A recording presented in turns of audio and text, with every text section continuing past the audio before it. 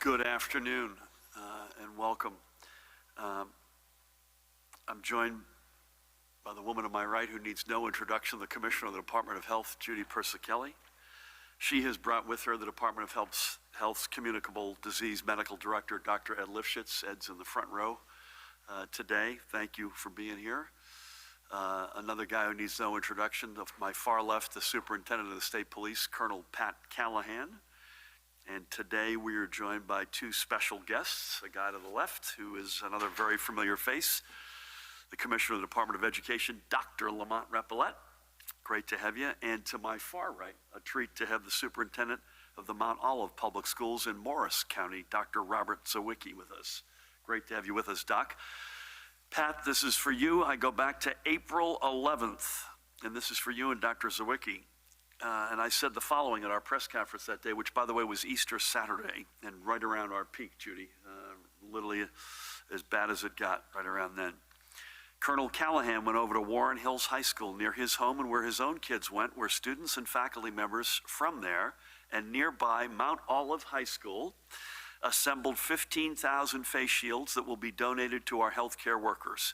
These two schools are often rivals on the playing field and in the gym, but today they showed how we're all coming together to help others. Hats off to you. Great. That begins with great leadership. As we have noted of late, the Department of Education is releasing its guidance regarding the reopening of schools for the 2020-2021 school year. Our schools and our kids and educators just concluded the most unprecedented school year in the most unprecedented of times. For 3 months, we asked our school communities to work together through remote learning. We asked our students to maintain their studies against a myriad of challenges outside of their classrooms, and for our educators to rise to the challenge.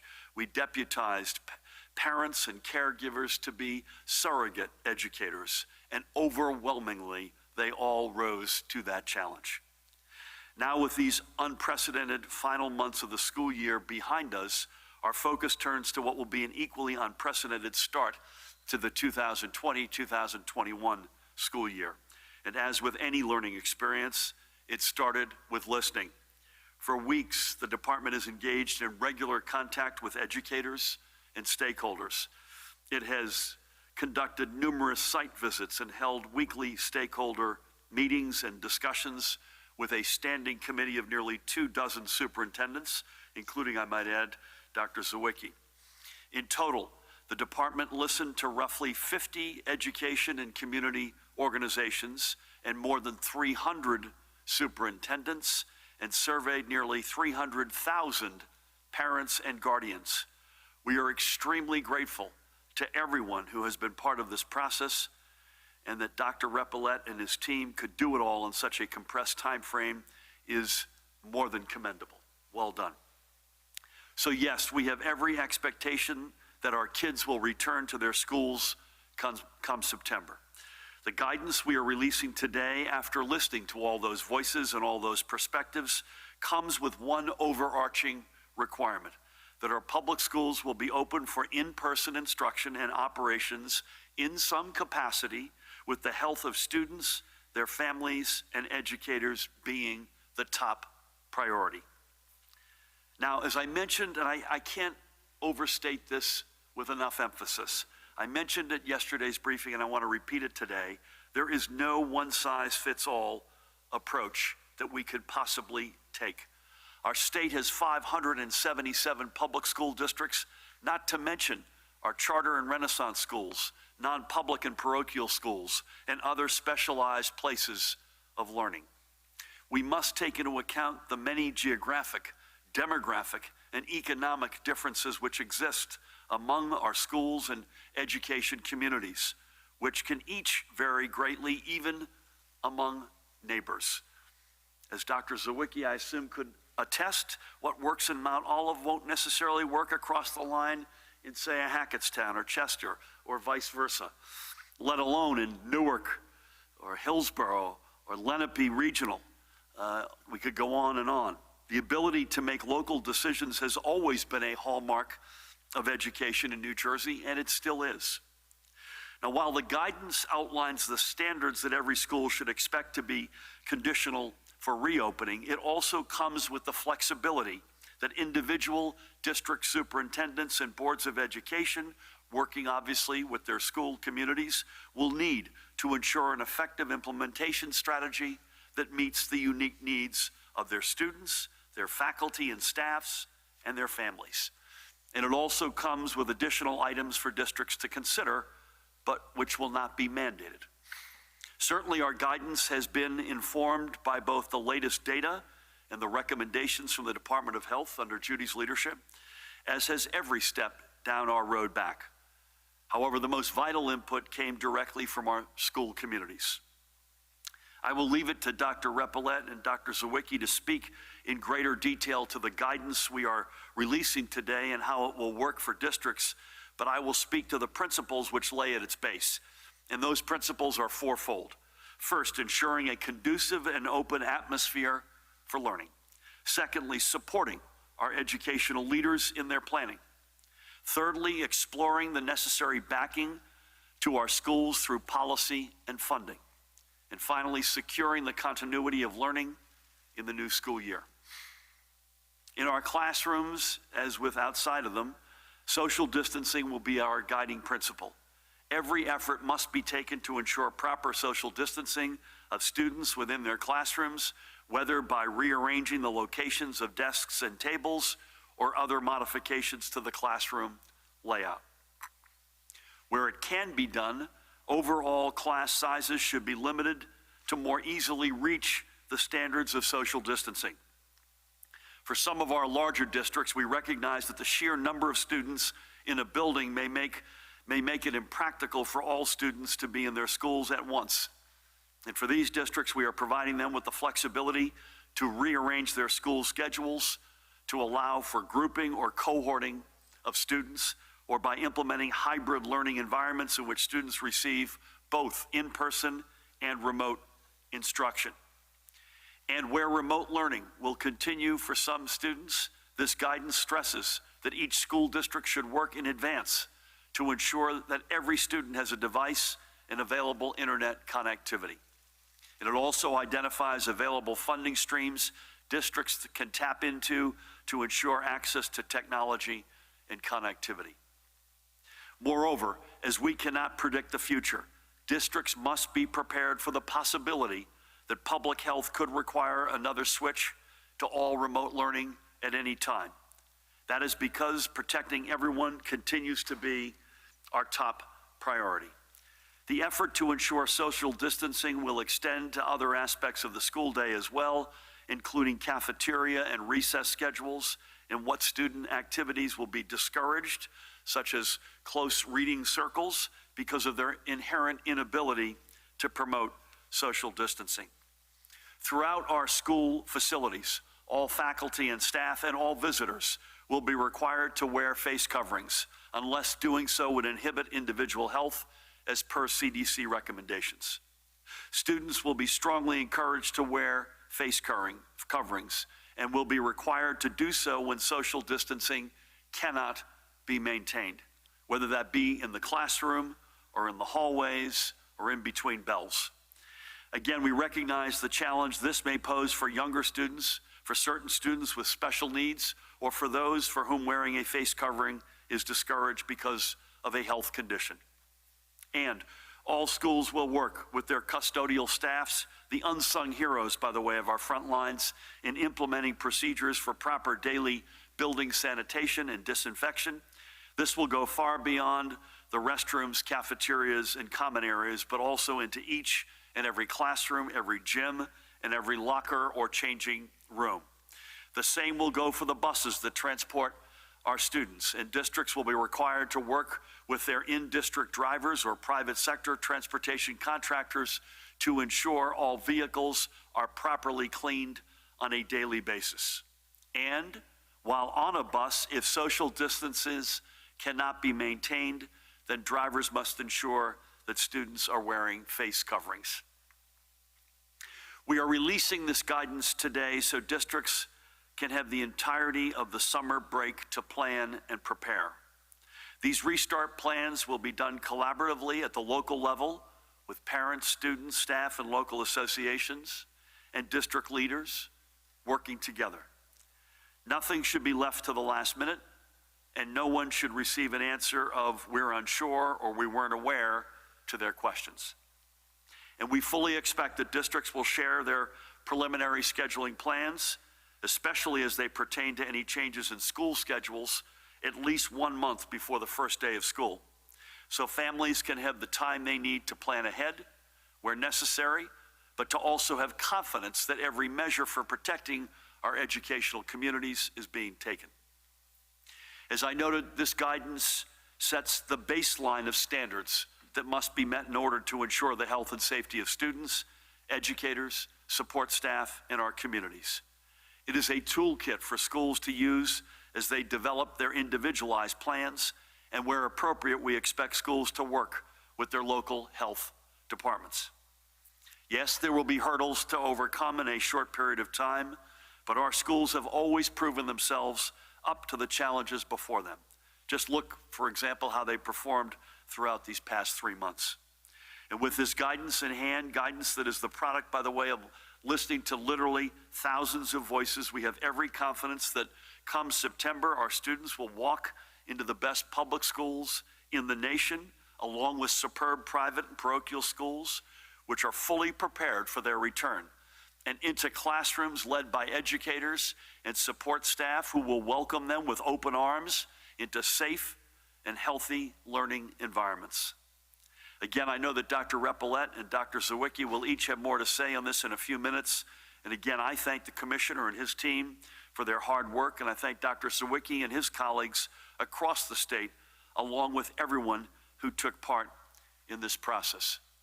I want to say one thing before we turn to the overnight numbers. I mentioned that we have to have at our ready a plan to flip a switch, to hit the emergency brake. We have no choice. I also mentioned at the outset some remarks I gave in homage to Pat and Mount Olive School District and Dr. Zawicki on April 11, which was just about the amount of time that is from April 11 to today, as between today and day one of the school year. And who could have possibly predicted on April 11th, Judy, where we would be on June 26th, good, bad, and otherwise, including the loss of over 13,000 members of our New Jersey family.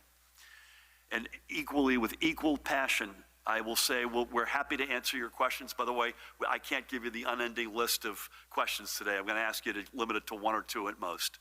Well, we're happy to answer your questions. We'll give you as much of a sense of what we think the day or two after Labor Day looks like, but keep in mind that reality of where we were on April 11 when I last talked about Mount Olive to today, June 26th, and the gap between June 26th and what will be early September. We do not know all the answers. Look at Florida with 9,000 positive tests in one day. Look at a positivity rate in Arizona, which is now, Judy, at 20% and growing. And we wish nothing but, please God, we pray and we hope that they each get their states, along with others that are having flare-ups, under control. We are still in the fight. We are still in the war. We have come a long, long, long way in New Jersey, but we've had to go through hell to get here, and we will do everything we can to stay in a good place. And I'll say this in a few minutes. We're going to announce 44 more fatalities. We are not in the end zone. We're not out of the woods. And we all parents out there, all kids, all educators, administrators, members of the press, all of us, we have to look in the mirror and remember this is the fight of our lives. And while we've come a long way, we are still in it. And as much as this is an incredibly impressive document and the work has been extraordinary, we have to leave all options on the table.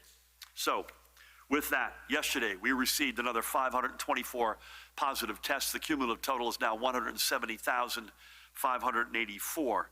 The daily spot positivity rate is back down again, and that's a good thing, 2.1%. These are for tests recorded on Monday. The rate of transmission, it clicked down a hair from 0.88 to 0.86, And again, those are directions we want to continue to see going here. As we have noted practically every day over the past month, both the spot positivity rate and the RT, or rate of transmission, as well as new hospitalizations, are the three most important indicators of COVID-19 spread. And together, folks, millions of you have done extraordinary work to push these numbers down and to keep them down. But we cannot let up with our social distancing. We cannot see these numbers spike back. We have to stay away from each other as best we can, wear our face coverings, wash our hands with soap and water. If you don't feel well, stay back. Every New Jerseyan, by the way, alongside this, should go out and get tested. Everyone should know if they are carrying the coronavirus, especially those who may have been exposed and are asymptomatic, meaning they're unknowingly, unwittingly carrying the virus and at risk of spreading it to others who are more vulnerable. There are now more than 250 locations across New Jersey to get a COVID-19 test, and I urge you to go to covid19.nj.gov/testing to find a location near you. Then go there and get tested. And if 250 weren't enough, we got two more, Judy, we're going to add. Two new testing opportunities to announce today. On Monday and Tuesday of next week, testing will be available at Our Lady of Good Counsel Church in Newark under the leadership of the Reverend Jorge Acosta, and Wednesday through Friday at City Line Church in Jersey City under the leadership of dear friend Bishop Joshua Rodriguez. At both locations, tests are free and will be conducted between noon and 7 p.m. And again, I want to thank our tremendous partners at Interfaith Urgent Care for working with us and with the cities of Newark and Jersey City and with the leaders of both churches to set up these testing locations. Remember, testing not only lets you know your COVID status, it gives us the much desperately needed data that we need to make the decisions regarding our restart and recovery. So in essence, you're not only helping yourself and your family by getting tested, you're helping us and frankly all 9 million of us moving forward. Again, we have built the #1 per capita testing capacity in the United States of America. Folks, go out there and use it. Okay, in our hospitals, as of last night, the number of patients with COVID-19 implications, 1,118. The number of patients in intensive care, 234. Ventilators in use, 206. By the way, both of those numbers are down from the day before. There were 59 new admissions of COVID-positive patients yesterday, while 114 live patients left our hospitals. And as we look at the overall 2-week trends, we can see that we remain in a good place in the key metrics that we follow. As we said a few days ago, while we know we will still see one-day jumps at times, the most important picture we get isn't that one snapshot. Ned, I know would agree with that. But this is a time series. That's what we really need, the rolling 7-day averages, which are essential to look at. And we're still seeing a good picture overall here in New Jersey. And we continue to see our standing improve among all other states. However, given the challenges that we're also seeing, as I mentioned, a rise in other states, that means we need to continue to be vigilant to ensure that New Jersey does not fall back. And the only way we can is by taking personal responsibility for the overall health of our communities and to continue with social distancing and wearing a face covering. As I mentioned a few minutes ago, today we are reporting with the heaviest of hearts an additional 44 lost lives among our COVID-19 confirmed positive residents, blessed brothers and sisters, and that total is now 13,060. And as we do every day, let's remember a few of those lives we've lost. We begin by remembering this guy, Dominic Dickey Giordano Jr., a lifelong resident of Madison before he passed at the age of 83. After high school, he entered the Army and served until 1962. When he returned home, 2 major things happened that changed his life. The first was that he met his future wife, Margie, and they remained inseparable until her passing last August. God bless her. The second was his start in the restaurant business. For many years, Dickey was best known as the proprietor of Poor Herbie's Restaurant and Bar in Madison. Doc, I'm sure you went there more than once. I know I did. but his interests also reached to other nearby establishments, including the Widow Brown of Madison and the Pizza and Sandwich Bar of Caldwell. But wherever he went, he was never afraid of hard work, and he always made sure his customers left happy and full. That was to be expected, as Dickie was also widely known as quite simply a genuine, good-hearted gentleman.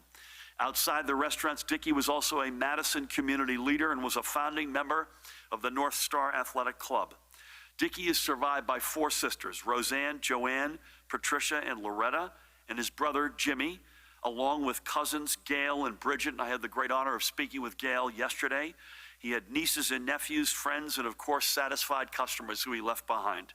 We thank him for his service to our nation and to his community. And Dickie, may God bless you and watch over you. Next, we're going down to South Jersey, the longtime home of Mary Davis McConey of Stone Harbor and Pennsville.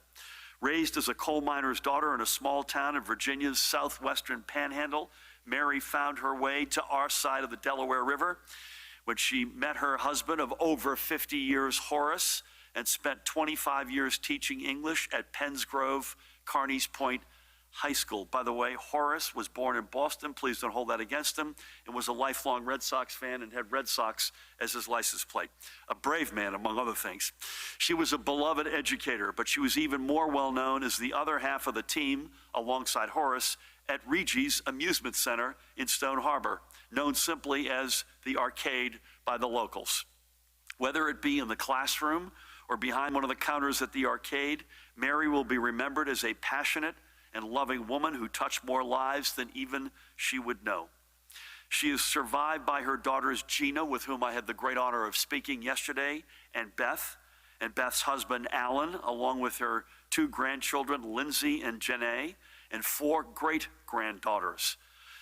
Mary is now reunited with her beloved Horace, as well as with her son Richard, and I'm sure they're already making up for all the lost time. By the way, Reggie's is Richard, R-I, and G-I from Gina. That's where that name comes from. To you, Mary, thank you for years of educating Salem County's children and for the many years you gave to make everyone who visited Stone Harbor feel welcome. God bless you and watch over you. And finally today, we remember Danny Bolima of Clifton. Danny was born in Manila in the Philippines and came to the United States in 1990 with a degree in nursing from the University of the City of Manila. But he wanted to keep learning. He went on to receive his master's degree in nursing from Seton Hall University and eventually a doctorate in education. Danny's career took him from being a staff nurse at St. Joseph's Hospital and Medical Center in Patterson to numerous managerial posts with other hospitals across our state. He was also an educator at both Bergen and Passaic County colleges. For the past 2 years, Danny was the director of patient care services, medical surgical at University Hospital in Newark, and worked for Judy when she ran that. Danny leaves behind his mother, Clarita, and he was only 54 years old. And I had the great honor of speaking with his mom yesterday, and I want to thank Nelson Grammatica, who was a health proxy who helped us translate and make that conversation possible. And you can only imagine what that is like for her, having lost her son. We thank Danny for his years looking after all those in his care and for teaching the next generation of nurses. God bless you, buddy, and God bless your mom. Hang in and stay strong. So, folks, as you head out this weekend, keep Dickie and Mary and Danny in your thoughts. Keep every one of the more than 13,000 residents we have lost to COVID-19 in your thoughts. And remember their families when you put on a face covering and you keep your social distance from others, because that may be the difference that keeps your family from joining theirs in mourning. We all have a responsibility to ourselves, to our families, and to our communities to slow the spread of COVID-19 and to save lives. Let's continue to try as best we can to save every life we can. Finally, before we turn things over to Lamont and Dr. Zawicki, we must recognize a couple of significant dates in our history that we are reaching this weekend. First, today marks the 5th anniversary of the historic Supreme Court decision that leveled the playing field for millions of LGBTQ+ Americans in saying that they could marry whomever they loved. New Jersey, thankfully, had been in front of this decision in allowing all residents, regardless of orientation, to marry. But this decision meant that right could not ever be taken away. This weekend also marks the anniversary of the 1969 Stonewall Rebellion, which launched in so many ways the LGBTQ plus rights and pride movements. It's also the 50th anniversary of the first Pride March. Now, we know there won't be any marches this year, but that doesn't mean that we aren't all celebrating our LGBTQ plus families, friends, neighbors, and communities. And I think it's totally clue that Mayor Reed Gusura, right here in the capital city, has lit up the Trenton Makes World Takes Bridge in the Pride rainbow colors. And we also must note the impact that COVID-19 has had on the LGBTQ plus community. And our administration continues its work alongside the community to collect the data that is so important for us to meaningfully address the health disparities that still exist, not just as it pertains to COVID-19, but certainly that, but also other health challenges, including HIV. Judy and her team at the Department of Health are working with our healthcare partners, community agencies, and the Rutgers School of Public Health to facilitate this SOGI data collection. And the department will soon partner with a number of HIV testing grantee organizations with deep roots in their local communities and long-standing relationships with the LGBTQ plus community to offer increased COVID testing opportunities in settings that residents can trust and where they feel comfortable. With that, tomorrow is National HIV Get Tested Day, and everyone should know their status for their health and for their partners and their broader families. But tomorrow will also be a good day to go out and get tested for COVID-19 for the exact same reasons. Knowing whether or not you are carrying coronavirus may mean the difference, literally, between life and death, either for yourself or for someone you love. So whether it be for HIV or COVID-19, go out and get tested. Know your status and know what you can do to keep New Jersey healthy. With that, I will turn things over, as I've said many times when the big man joined the band, to the Commissioner of the Department of Education, Dr. Lamont Repollet. As always, thank you, Governor Murphy. Good afternoon, everyone. I'm pleased to be here today to share the road back New Jersey's restart and recovery plan for education. The plan sets forth a responsible and strategic roadmap for reopening our schools for in-person instruction and operations in September 2020. Throughout the process of drafting this plan, I've been guided by this quote: "Nothing about us without us." My staff and I have been in continuous, often daily communication with superintendents and stakeholders from approximately 50 associations representing every voice with a vested interest in reopening school buildings. We also convened a steering committee to hear the collective voices of practitioners, staff, parents, students, community organizations and advocates and state agencies, union leaders, and health professionals from around the state. Their collective insight and experience helped make this plan a comprehensive framework that centers on the needs of New Jersey students and educators.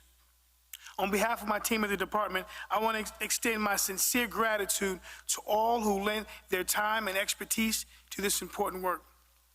As we present this guidance, New Jersey is in stage 2 of the road back restoring economic health through public health.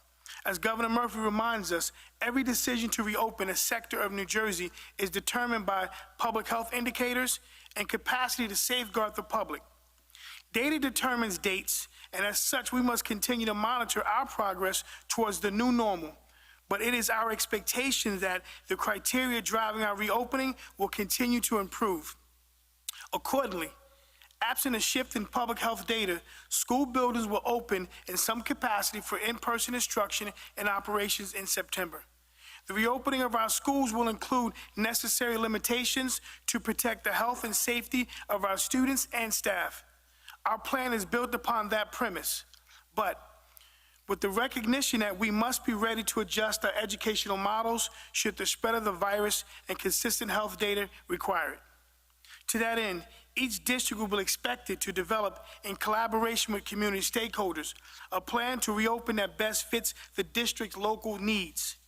In developing these plans, the health and safety of our students and educators is the highest priority. The document we are releasing set forth anticipated minimum standards to ensure safe and healthy conditions for learning. Through this established set of statewide minimum standards, we can ensure both that our state's educational health does not come at the expense of our public health, and that our school districts have the flexibility to plan for reopening in a manner that addresses local needs and circumstances. We also provide consideration, best practices, and resources to help districts strategize ways to reopen standards. The plan is organized into 4 focused areas: conditions of learning, leadership and planning, policy and funding, and continuity of learning. These focus areas align to the recovery framework published by the Council of Chief State School Officers, a national organization representing state Department of Educations around the country. The focus areas reflect national expertise in recovery planning, adapted to meet New Jersey's specific needs and circumstances. Conditions for learning describe the social, emotional, and environmental factors that impact educators' capacity to teach and students' capacity to learn. This includes health and safety standards, as well as steps districts can take to address the impact of social isolation and provide the mental health and wraparound services our students and staff will need in the fall. Our health standards ensure that safety of students and staff while allowing districts to sustain high-quality education programs. At a minimum, school districts must adopt a policy for screening students and employees for symptoms of COVID-19 and history of exposure, and must strive for social distancing within the classroom and on school buses. If schools are not able to maintain this physical distance, additional modifications should be in place, including physical barriers between desks and turning desks to face the same direction. Each school district must also adopt cleaning and disinfecting procedures. School staff and visitors are required to wear face coverings unless doing so would inhibit the individual's health or the individuals under 2 years of age. Students are strongly encouraged to wear face coverings and are required to do so when social distancing cannot be maintained, unless doing so would inhibit the student's health. It is also necessary to acknowledging the enforcing of the use of face coverings may be practical for young children or individuals with disabilities, and we understand that. In addition to these areas, we address health concerns related to student entry and exit, contact tracing, procedures, meal services, recess, and physical education, as well as extracurricular activities. Leadership and planning address logistical planning steps to assist school districts to adapt to this new educational environment.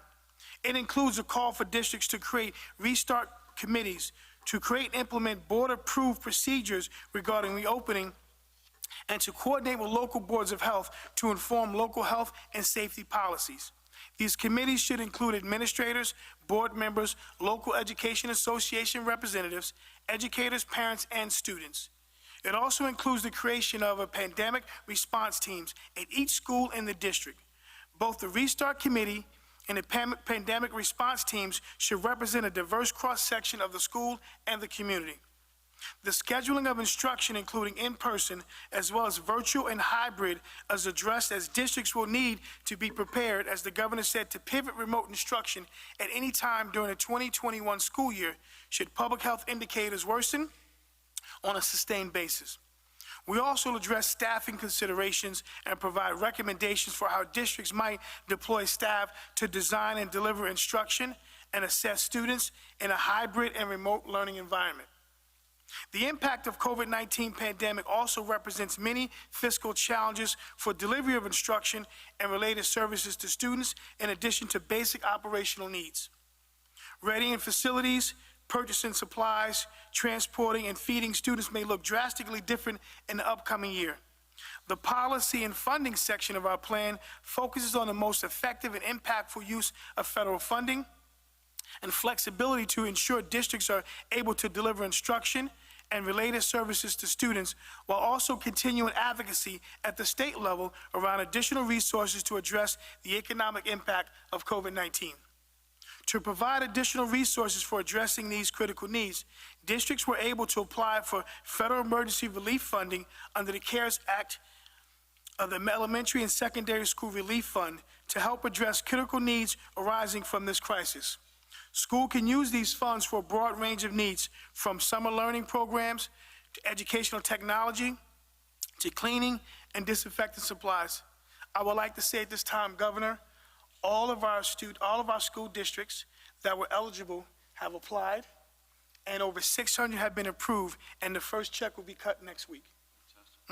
Finally, our plan addresses continuity of learning.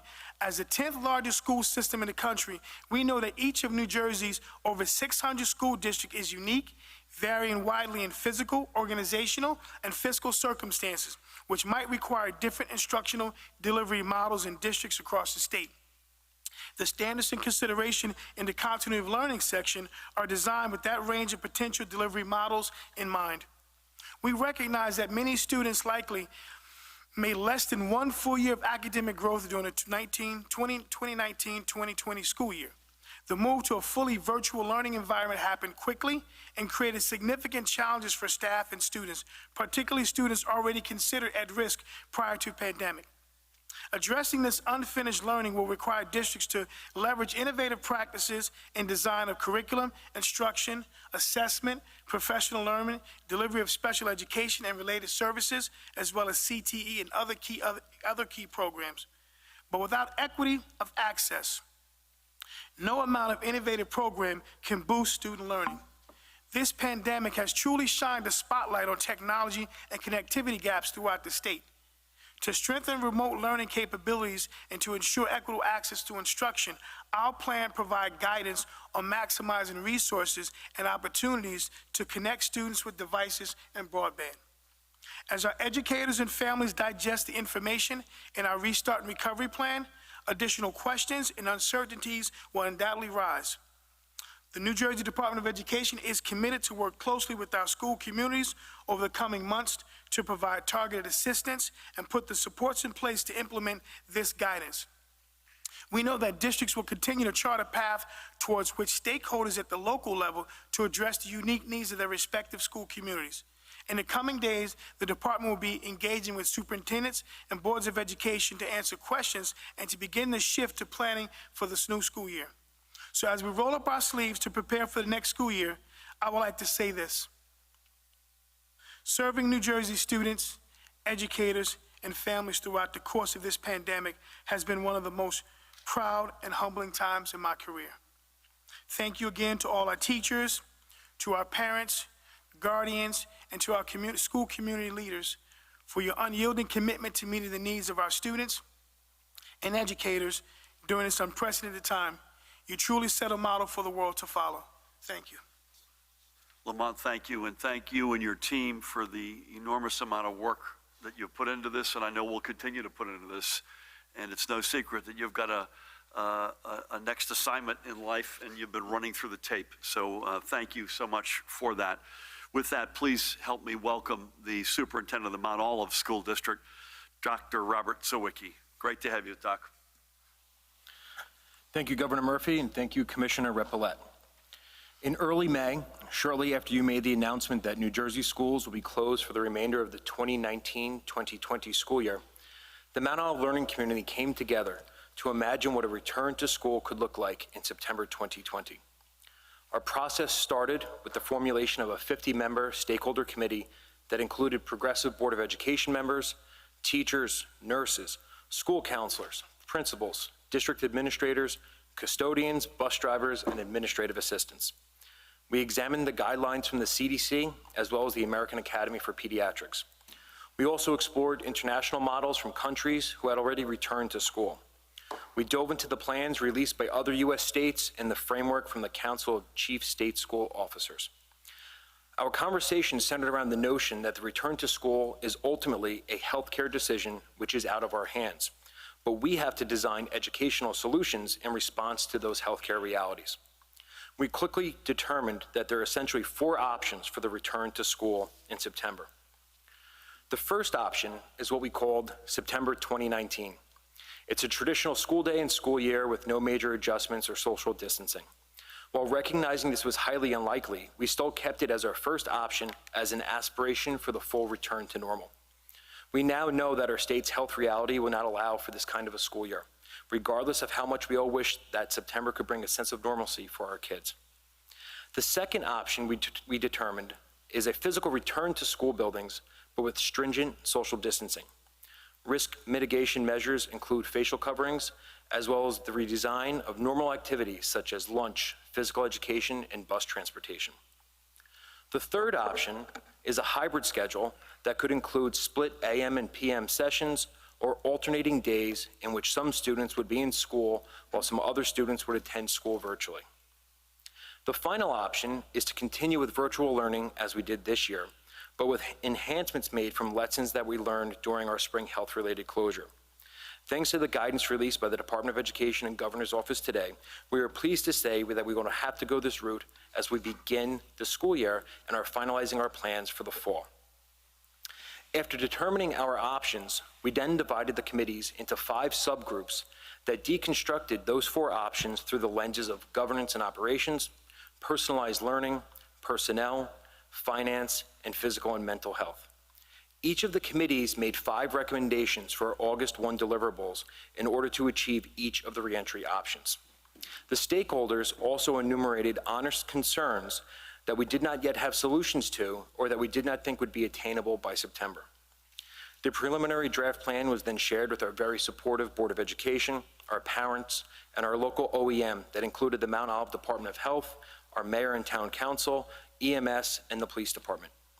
Each of those groups were able to give feedback and lend their voices to our collective vision as how to bring our students back to school.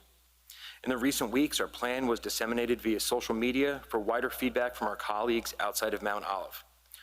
What we accomplished in Mount Olive can be viewed as an experiment as to how a reentry plan can be produced by engaging frontline educational professionals, parents, and community members. Now that I've had the opportunity to review the Department of Education's Restart and Reentry Plan, I am happy to report that all of the essential elements from the Mount Olive Plan that our stakeholders identified are addressed in the Department of Education's plan. Most importantly, there is the assertion that we will go back to school in September, but we will do so in a manner that prioritizes the health and safety of our students and staff. The minimum standards in the DOE's plan are reasonable and achievable.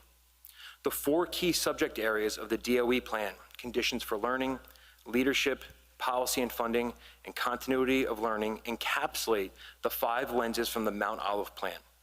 In viewing the 2 documents, it is evident that the DOE and Mount Olive stakeholders were having parallel conversations with very similar conclusions on how to keep our students and staff safe in the fall. With the DOE plan in our hands, we are confident in how we will make final determinations on what our district needs and how we will move forward in the fall. I believe that my fellow superintendents and my fellow Board of Education members will embrace the flexibility that your plan affords local school districts to make their own decisions about exactly how to safely return their students to school. Another message that is crystal clear from your plan is that the health environment may shift over time, and we all need to be prepared to return to virtual learning if necessary. I appreciate the number of resources and hyperlinks to best practices that will make the work easier for districts as they develop their own individual local plans. Lastly, it is apparent that the DOE sourced diverse perspectives from district leaders across the state. I believe that this type of collaboration is essential going forward and that together we can safely restart and re-enter all of our schools safely this September. Thank you very much. Thank you, Dr. Zawicki. Well said, and I love the way you framed this.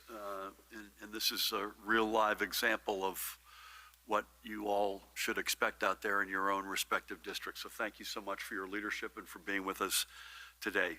Folks, please help me welcome the woman who needs no introduction, the Commissioner of the Department of Health, Judy Persicelli. Thank you, Governor. Good afternoon. As the Governor mentioned, tomorrow is National HIV Testing Day. And just as we must remain vigilant in containing the spread of COVID-19 in our state by testing, tracing, and isolation, we must continue to take the necessary steps to reduce the burden of HIV in our communities. Reducing the impact of HIV on our state starts with getting tested. According to the CDC, HIV testing has decreased substantially across the country as a result of the COVID-19 pandemic. Healthcare professionals should offer an HIV test as part of their routine care. we encourage individuals to get tested. To find free testing, residents can call 1-800-624-2377. The department continues to work with our vital partners to promote testing and link individuals with treatment and HIV medications that are effective in preventing the transmission of the virus. Our grantees do incredible work across the state to serve individuals at risk. They are leading the charge in caring for this vulnerable population. Nearly 65,000 free, confidential, rapid HIV tests were administered in New Jersey last year at more than 140 locations. This testing program delivers test results in about 20 minutes, and people can be linked to pre-exposure prophylaxis counselor or an HIV clinic. More than 38,000 people are living with HIV in New Jersey. And thankfully, from 2008 to 2018, there has been a 26% decline in the number of new HIV diagnoses due to highly effective treatments. Unfortunately, due to funding shortfalls in our medication rebate program, we recently needed to reduce funding to grantees.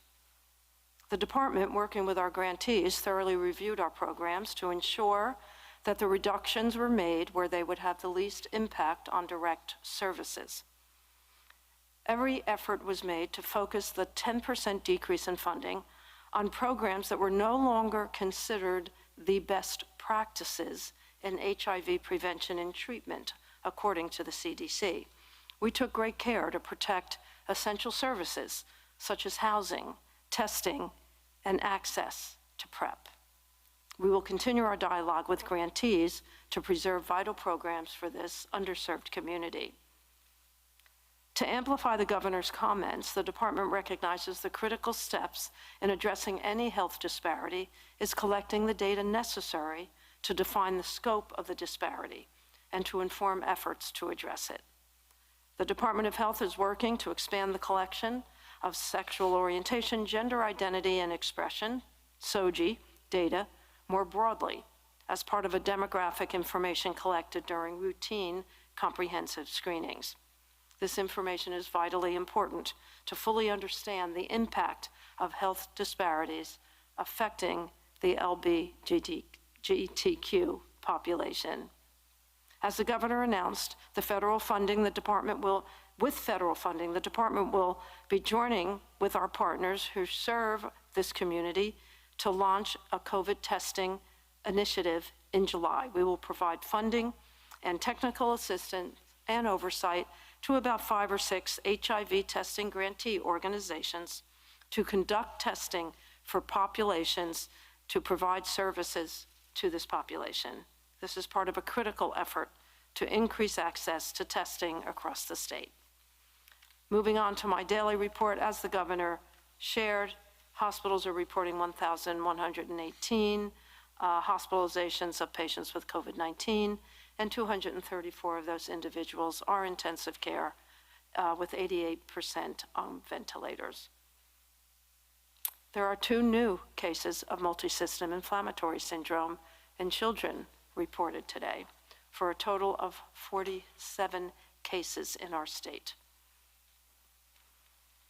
At the state veterans' homes, the numbers remain the same as they do at the psychiatric hospitals. The overall percent positivity as of June 22nd in New Jersey is 2.1%. In the northern part of the state, 1.66%. In the central part of the state, 1.81%. Southern part of the state, 3.83%. That concludes my daily report. Stay connected, stay safe, stay healthy, get tested for COVID-19 and HIV so you can know your status. Thank you. Judy, amen to all. Thank you for everything, your leadership day in and day out. Pat Callahan, welcome. What do we got to report from the front? Thank you, Governor. Good afternoon. One EO violation overnight. It was the second violation issued to a gym owner in Linden. The Linden Police and local health department will continue to monitor that. And I'll just add, I was unaware that Dr. Zawicki was coming today, Gov. and I just point out that I spent my entire elementary school and high school in Mount Olive, so I'm a product of the Mount Olive school system. I hope that's a good thing for all those here. Thanks, Gov. There are many rumors that the school district has not been the same since you, once you left it, Pat. I'll leave it to the superintendent to comment on that. We're going to start over here. Dante, I'm asking you, please just give us one or two. There are a lot of folks in the room today, and we've got a whole lot of work we've got to continue to get to today. Monday, we've got a White House call, I think at 11, so we'll be with you at 2:30 as we were this past Monday. And we'll be with you virtually over the weekend as we have been for the past number of weekends, unless we think there's a reason to get with you live, either in person or on the phone. But unless you hear otherwise, it'll be virtual Saturday and Sunday and in person together back in this room on Monday at 2:30, please. And don't be mad at me, I'm going to cut folks off, so I apologize in advance. Good afternoon. Commissioner Ripollet, should schools children be expecting more outdoor classroom learning environments? Is that part of the best practice within the plan? As well as, will parents be given the opportunity to opt a child out of in-person instruction, with the goal being, of course, to have kids in buildings, but will children, parents have that opportunity to opt kids out? So the design of our plan allows flexibility for district leaders. So, and in the guidance, we talk about using outdoor space, using outside, going outside as much as possible, weather permitted, in regards to opting out. So when we're looking at modified or mixed instruction, we're asking the fact that we're not going to have a school with full capacity. So there will be opportunities to have remote learning as well. So with that being said, we hope that district leaders do not penalize students and parents that opt to use the remote level, but that will be specifically designed for that district. And that district, they know their community. That's why it's important that we have the restart committee so they can actually get the outside information as possible. I would also just add to that, and we've said this, I think, almost every day, and Judy and Ed will join me with this. This virus outside is a lot less lethal than inside. So the extent to which you've got the ability, flexibility to be outside, I'll add my voice to, I'll be all in for that. Elise, good afternoon. And good afternoon.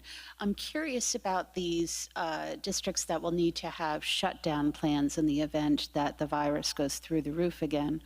Are you also telling parents to have backup child care and other plans in place to educate their kids at home if they need to? Thank you. I mean, as a general matter, Elise, we've got to leave. I hate to even say this. I can't fathom it given the hell we've been through, but I think everybody has to understand we can't predict the future. It's that simple. I wouldn't be spending a lot of money on a range of alternatives. I think that would be imprudent to tell folks to, have their options open at great expense. I don't mean that, but I think at least mentally, we have to appreciate the fact we're predicting as best we can, both on the health and today on the education side, but we have to leave all options on the table. Thank you. Please, we'll get to you, ma'am. Hi. Two questions. One, there's going to be a lot of additional costs for districts in terms of the PPE as well as catching up students who fell behind. Are there any plans to get additional federal money or state aid to help districts with those costs? And then the second question, is there any sort of metric that you'll be watching to see if the pandemic or the coronavirus gets to a point where schools need to close again? Is there a trigger that will set that? So let me start on these, and then Lamont or Judy can come in. And again, we're trying to be economical in our answers, not just in your questions. So we want to be up to the same responsibility that you are. The answer is yes. We desperately need federal cash, period. We need it in education. We need it in health. We need it in housing. We need it in transportation, in our healthcare networks. We need it. We need the ability to borrow, and we still need the Senate to move on that. Both that's in New Jersey. We need the federal cash assistance. And as the speaker mentioned yesterday, I want to give him a shout out for saying it because it's not popular. We have to keep all revenue options on the table as well. The metrics we're going to watch, Judy, unless you or Lamont tell me otherwise, are the ones that we talk about every day, right? So this is rate of transmission, spot positivity, new hospitalizations. I think Judy is obviously watching very carefully the multi-system inflammatory syndrome among kids for obvious reasons, given we're talking about schools. but those will be the data points, I'd say, that we're going to be watching most closely. Is that fair? Yes. Good with that? Thank you. Ma'am. Hi, thank you so much. The president was going to Bedminster this weekend. He has since canceled. He was just in Arizona, which is on the quarantine list. Was your office talking to the White House about this? Was there to be any effort to tell the president he needs to quarantine? And then a second question regarding education guidance. The guidance today leaves a lot up to the individual districts, which all have varying needs, finances, and technology resources available to them. Do you fear leaving many of the specifics up to local leaders could exacerbate equity issues, creating better environments for some students over others?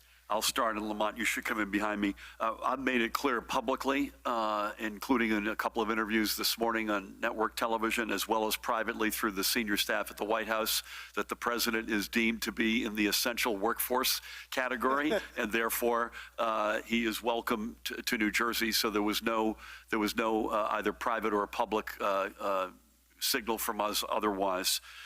Listen, this is, I'm going to give you, I'll start the answer, and then Lamont will come in behind me. The death of us as it relates to things like property taxes is home rule, right? The other side of the coin is it is the source of great pride, and school districts are no different. And when you add it all up together, we have the #1 public school system in America. And that doesn't mean it comes without inequities, because it does. And every lens we use as we look at our society, both in New Jersey and nationally, whether it's healthcare, education, who's dying, George Floyd's death, whatever the lens may be, there are enormous inequities that we are trying like heck to close. But again, the ability to create the school district you want or the community you want locally, while that gives us a lot of challenges, it is also a source of enormous excellence in this state as well. Yes. Lamont. The guidance, the plan was designed with equity embedded. If you look at the first focus area, we talk about conditional learning, which include mental health, social and emotional learning. If you look at our funding page, we actually have resources available for connectivity, for ways to kind of pool resources together. We also talk about that funding page, ways that districts can get funding, whether it's through FEMA, working with Pat and his team, whether it's through direct aid from the federal government. So when we devised this plan, we designed with the idea of equity. We looked at equity not just in instruction, but equity also in connectivity and devices as well. May I say one other thing as a general matter? Tell me if you're okay with this, and the superintendent should also agree or disagree on this. Not only are we watching the health reality, which might impact this plan, but this isn't as though we're going to present this today and then never talk about public education for the next 2.5 months. We'll be back, either Lamont himself, the super, others on the team will be back, and I suspect we're going to continue to learn a whole lot more as we go forward over the next couple of months. Thank you. Sir. Thank you, Governor. In May, the Department of Health said that it would provide guidance to employers for testing, but none has been released. Will the state provide guidance to businesses on testing workers, and who is required to cover the cost of those tests for employees? The federal guidelines say that insurers aren't required to cover employer-mandated tests, so will New Jersey's guidance be the same? And for Commissioner Repillette, is the state considering adjusting academic testing standards for next year to account for the educational gaps created by the pandemic? Thank you. Judy, do you want to hit the employer's question, and then Lamont on this? Yeah, my understanding is that I know we're following the CDC guidelines for employers, and I thought we put that guidance out. I'm looking at Ed. Do you recall? It was quite some time ago. I thought it was out too. We'll come back to you on that one. We'll come back. If you could. Yes. Lamont, standards. The standards are static, and they kind of guide our instructions, so they're in place. What you're probably asking is the assessment. So this year, with the governor's executive order and permission through our regulations, we've asked for a waiver with the federal government in regards to testing. We're out having discussion and conversation internally to ensure that what does it look like? What does our testing requirements look like next year? So that's all forthcoming. Right now, our focus was strictly really trying to get this plan together in place. Thank you. Sir, do you have anything? Sir, you good? You're good? No? Yeah, okay. he's with the Ma'am, I'm going to get you. Yeah. You're good though, right? Okay, we'll go back. Yes, ma'am. Sorry. That's okay. Hi, Governor. You're way back there today. Yeah. I have two questions, actually. One is for Dr. Zwicky.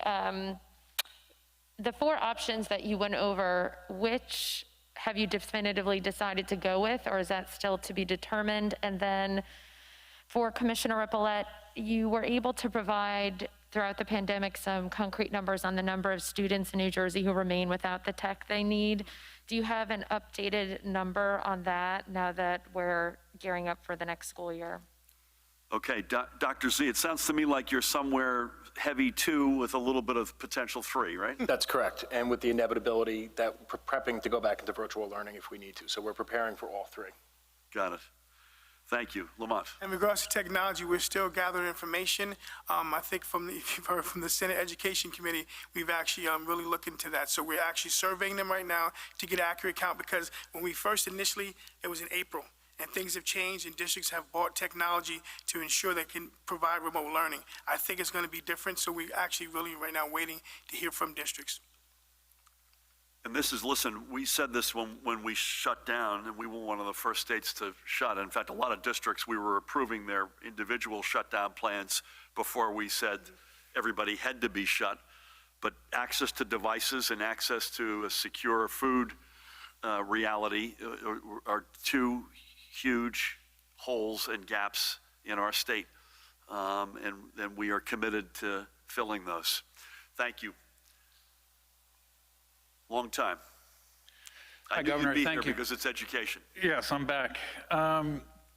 Speaking of the technology gap, why do you stop short of requiring districts providing the technology and the connectivity for all students? It sounds like it's still going to be in the tens of thousands of kids who didn't have it over the last 3 months. And then I guess for Dr. Zwicky, districts have cried out for guidance for the last couple of months from the state.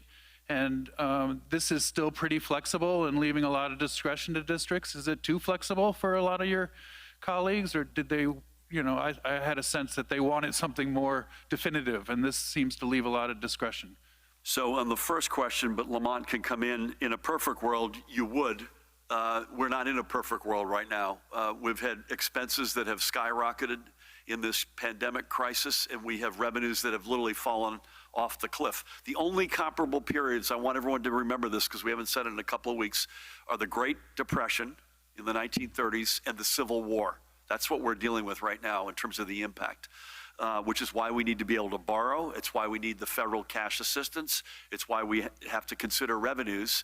If we get and, my guess is our answer and our mode, our MO, as it relates to things like devices, is a lot more forward-leaning. You okay with that? Yes, sir. Yes, and that's why we, in our funding piece, we talked about cooperative purchasing. We also talked about using the CARES Act money, using state aid. So we're now going to work with districts now to see how they can best use the money. I mean, we talked about next week, we'll be cutting the first check for the CARES Act. We also have SAI funds that just hit to our districts as well, and we also have our title funds. So we're going to work with them to make sure that they can identify which pot of funding resources to ensure connectivity and technology for our students. And by the way, there are non-government actors where you hear noise from, I'm not going to speak for them, but like the Pandemic Relief Fund, I know that's a discussion that they've had. There are other players out there outside of government. Dr. Z, too much guidance, too little guidance? Is it, please channel I think it's the perfect amount. Goldilocks and the 3. I think it's the perfect amount of guidance that allows for flexibility. I think when we were talking about guidance, the number one thing superintendents wanted to hear was whether we're coming back or not. So that we now have that answer. We are coming back, and we now have the flexibility. And that flexibility is so important because in a district like Mount Olive or Sparta, we're very transportation-heavy districts, lots of miles. In a district like Bayonne, that is a walking district, that's going to be a different concern. So I think the flexibility is the most important thing, and I think my colleagues are going to be pleased with it. Thank you, sir. Let's come down to Stacy. Sir, do you have any behind the camera? Are you good? You're good. Please. Thank you. Good afternoon. Governor, in light of the arrests in Patterson yesterday related to, or I guess on charges of mail-in ballot fraud, are you nervous at all about doing the July primary predominantly using mail-in ballots? And do you have any plan to help make it better or prevent fraud? And then regarding the lockdown and visitor guidelines for long-term care facilities, Since there have been no serious outbreaks at the children's care facilities, would you or the Department of Health be willing to allow more lenient visitation policies there? On the first, I'll go first, Judy, and you can come in on the second. Is that all right? Obviously, no comment on a law enforcement matter as a specific answer. We are, but we're not taking anything for granted. It's part of the reason why Matt and I had a very spirited discussion with the Chief Operating Officer of the U.S. Postal Service yesterday as an example. And again, we're trying to get the balance right, as I've mentioned many times, between what is right for the principles of democracy and the access to vote, but also protecting public health. And we think that we've got that balance in a good place, but we take none of it for granted. And we want to make sure that the Secretary of State, the Department of Elections are monitoring this very closely, as is yours truly. Judy, any comments on lockdowns for kid facilities in particular, right? The general guidelines that we've already put out apply to all. I know the visitation is somewhat restricted. We are working on reopening guidance, and we will work with the stakeholders for that, but it's not ready, and frankly, the organizations are not ready either. Thank you. Let's go back, please. Actually, regarding the elections in Mercer County, residents have been receiving their ballots back in the mail. Was that issue discussed with the Postal Service at all? It was discussed, yes. In fact, Matt has followed up since the conversation we had yesterday. This was one of this is one of the counties. There were a handful. My memory is Monmouth was on that list. Matt, who else was there? There were a number of counties. The issue that's happened, and we worked with the U.S. Postal Service to design the ballots so that their scanners would accurately read the return address. The scanners are picking up the sender's, the voter's address for some reason, so we've alerted the Postal Service of that, as the call the governor mentioned. That concern came out of conversations we've had with the various counties. So Mercer's one, but there are several. We are aware of it and working on it. Thank you for that. Charlie, how are you? Good, Governor. Questions for Dr. Repollet today. Is it true that the interim county superintendent in Middlesex has signed off on the closure of the Lincoln Annex School in New Brunswick? And what do you say to those who feel this type of closure and displacement would not be allowed to happen in a white suburban community? And finally, in light of the pandemic and the need for physical distancing in schools, how can it be justified to close a public school facility that opened only 4 years ago at great expense, especially if the district admits that a replacement won't be ready for at least 3 years, during which time the students would be bused to a converted industrial warehouse building? I mean, you're welcome to answer it if you want. Judy went to the school, for crying out loud. She should be answering the question, as we've established before. I've got zero insight on this, other than we've got the #1 public education system in America, and there's no reason why it's either schools or jobs and innovation. In this case, it's going to be both. Do you want to add anything to that? Yes, I'm not familiar with this. The last 3 months we have been working, really making sure we can get this plan together. I think my normal business of operation will probably commence on Monday. Thank you. We'll come back to you if we have anything. Michael, how are you? In a long time. Good to see you. Do you have concerns about whether teachers, in particular older ones who may be more vulnerable to the virus, might not be comfortable returning to classrooms? What happens if they don't want to return? And also, is there any thought being given to doing regular COVID testing of school staff? Yeah, let me just make a couple of general comments, and Lamont should come in. I've said this many times, and I would reiterate it today, and I think the plan that Lamont and the superintendent and all the other contributors have come up with addresses this. But the biggest challenge, in my opinion, particularly if you look at what this virus, sort of where it attacks and where it's more lethal, is the transmission, as Judy and I think, and Ed have spoken about at length, from an asymptomatic, healthy, probably younger person to a person who's either older and or has comorbidities. And so the notion of social distancing, face coverings, hyper hygiene, maximizing with capacity limits, using outdoors when possible, having the option to have some remote element involved in it, all of that is intended to address that very specific issue. And I think you've gone over this extensively with the teacher labor union representatives as well. Anything you want to add to that, or Michael Souther? The plan makes it very clear in conditions for learning that we take in consideration the population at risk, and we do not penalize those individuals, whether it's a senior, whether it's a teacher, faculty member, or a student. What was the second question, Michael? Sorry? About whether there are any plans for like organized COVID testing of education staff. Yeah, do you have anything you want to say to that? Well, no, so we talked about that restart committee team, ensuring that so districts, we're not requiring everyone get tested. However, you can go above and beyond our minimum standards, and that's what's going to take a local decision to actually whether they test their entire staff or not. We actually, I just had an independent from Lamont, had a conversation literally this morning with Congressman Josh Gottheimer about a potential to pilot a particular technology in a school in New Jersey. So bear with us on that, because that's something we may want to come back and tell you more about, assuming we get it organized. Thank you. Matt, please. Governor, this gentleman also has a question now, too. I thought you didn't. You have one? Okay, go. We'll go to you, sir. Thank you. Thank you very much. Any thoughts on lifting the moratorium on evictions for hotels and motel owners? And what advice do you have for them regarding tenants that they have right now who are not paying rent? What recourse do they have? Nothing to add in terms of lifting the moratorium. And I guess I would just say that this is, as I mentioned, when you compare what we're going through to the Great Depression or the Civil War, I think everyone has to realize to say this is unprecedented would be the biggest understatement of the year. So I would just say we got to all bear with each other here a little bit more and have some patience. Thank you. Matt. Thank you. Governor, will schools be reopening on time, or can they delay until October or later just to meet the guidelines? I realize it's June, but just curious.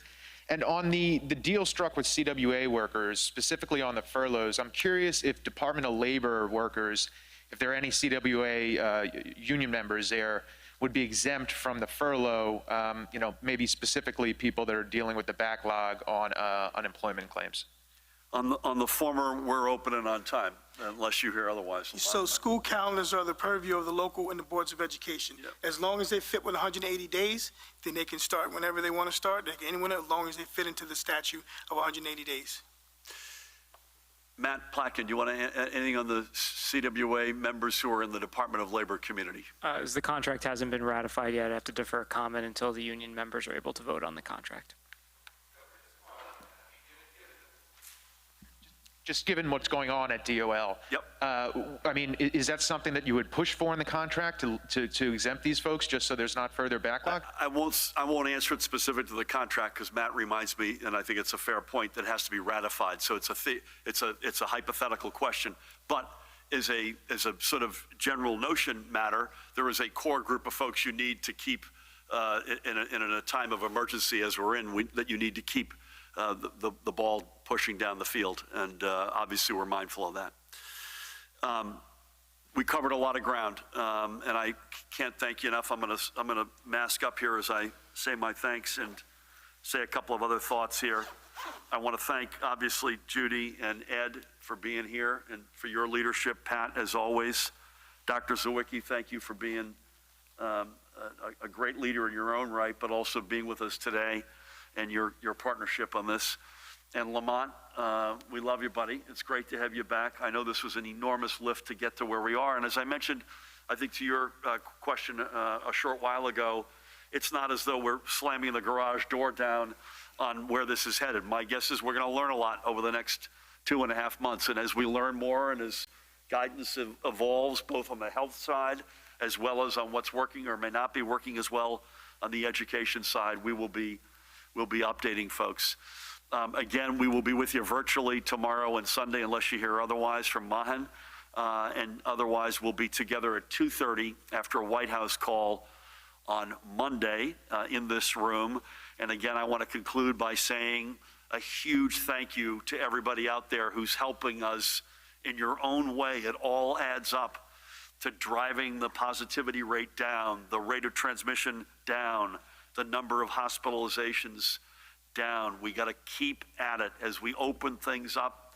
We're going to get to malls on Monday. We'll be with indoor dining with capacity constraints in casinos, and Judy's coming up with that guidance, I'm sure sooner than later.